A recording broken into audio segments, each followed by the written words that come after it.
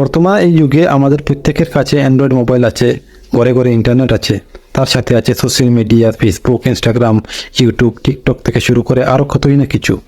তো social media আমরা প্রায় সবাই ব্যবহার করি। সোশ্যাল মিডিয়া আমরা যা কিছু দেখি সব কিছু ভালো লাগে। এত সুন্দর মানুষের লাইফস্টাইল, এত সুন্দর মানুষের অবস্থা, সেগুলো দেখে আমরা অনেকেই আক্ষেপ প্রকাশ করি যে ওদের লাইফটা এত সুন্দর, আমাদের লাইফটা এমন নয় কেন। তো আসলে কি তা সত্য? তো আসলে তা না, এগুলা সব কিছু সত্য নয়। কারণ হচ্ছে সোশ্যাল মিডিয়ায় যেগুলো দেখানো হয় সেগুলা ভালোভাবে সাজসজ্জা করে এডিটিং করে আমাদেরকে দেখানো হয়।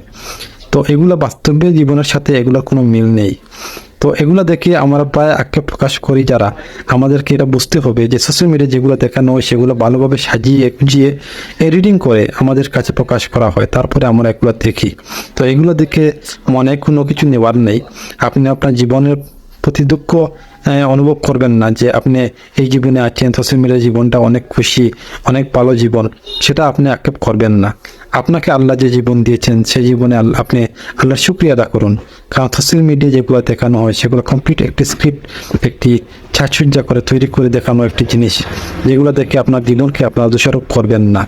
আল্লাহ আপনাকে যে জীবনটা দিয়েছেন সেই জীবনের উপর আপনি শুকরিয়া আদা করেন, আর এই জীবন আপনি রাজি আর খুশি থাকেন, আল্লাহর উপর রাজি আর খুশি থাকেন। এগুলো দেখে মন ছোট করবেন না।